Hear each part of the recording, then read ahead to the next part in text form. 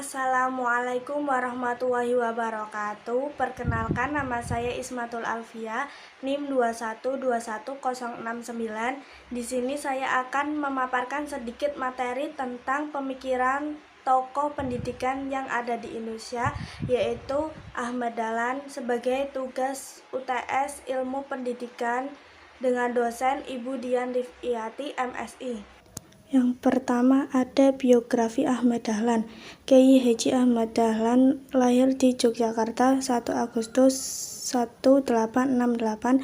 Nama kecil Ahmad Dahlan adalah Muhammad Darwis.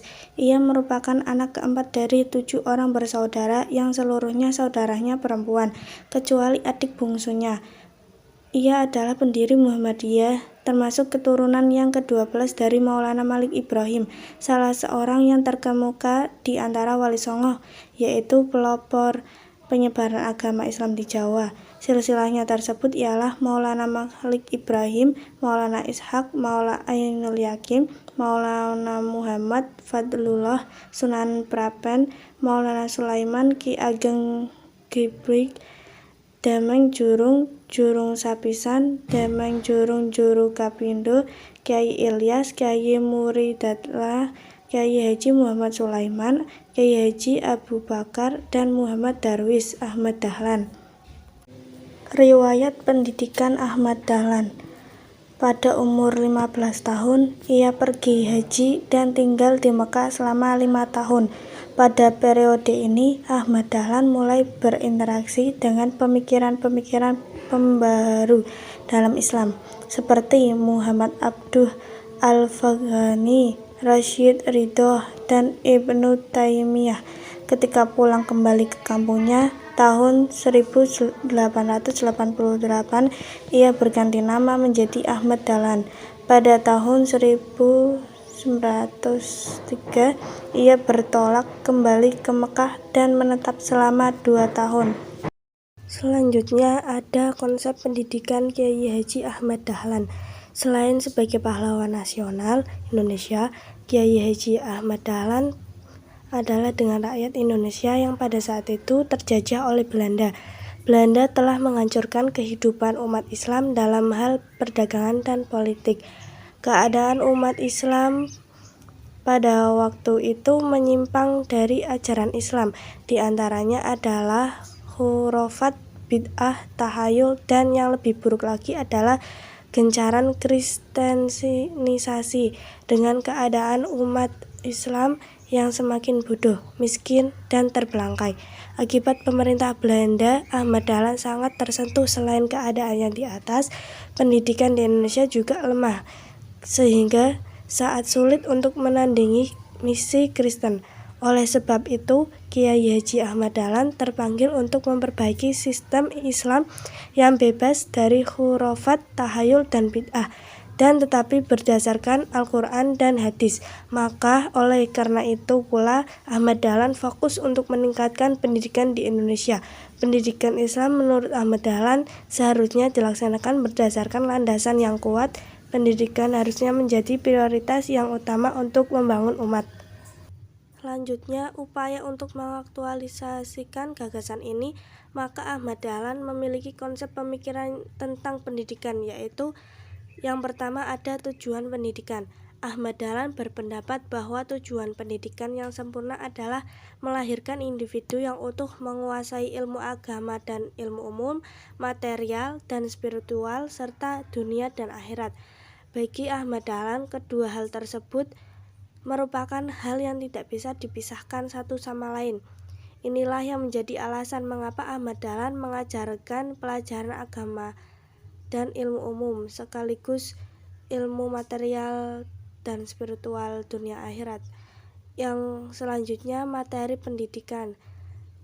Ahmad Dahlan berpendapat bahwa kurikulum atau materi pendidikan hendaknya meliputi yang pertama, pendidikan moral, akhlak, yaitu pendidikan sebagai usaha menanamkan karakter manusia yang baik berdasarkan Al-Quran dan As-Sunnah.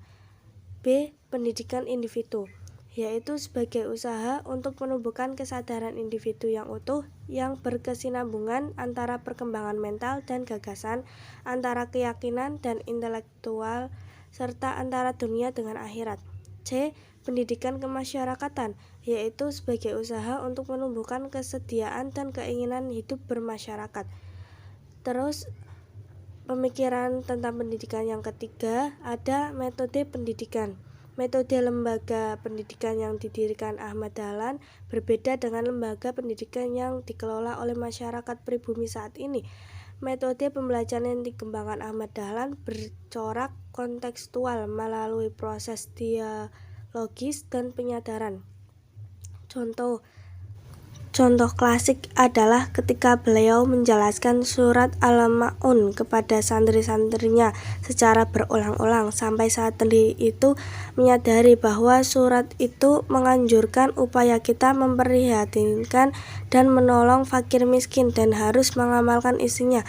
Berarti Ahmad Dahlan itu mengajarkan kepada santri-santrinya secara berulang agar santri tersebut itu bisa menolong fakir miskin atau bisa membantu mengamalkan isinya.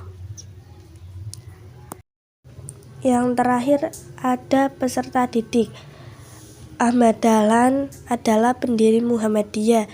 Jadi di sini menjelaskan tentang sejarah atau peserta didik menurut paham Muhammadiyah, yaitu Muhammadiyah berusaha mengembalikan ajaran Islam pada sumbernya, yaitu Al-Quran dan hadis.